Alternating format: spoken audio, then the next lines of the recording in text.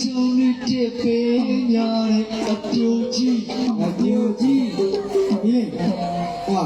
ခဏနေဟုတ်အပြိုကြီးကြတာပဲဘာလဲပြောလို့ဟွာတဲ့ဒါဒီဘယ်ဟာဘကဖုန်းလေးဒီလိုကောက်ရတာလေတဲ့အဲဖုန်းကပြောက်တဲ့လူဟာတဲ့အမျိုးအစားကိုပြောပြပါတဲ့အဲအမျိုးအစားကိုပြောပြပါတဲ့အဲ့ဒီအမျိုးအစားကိုဒီကပြီးလာမှာ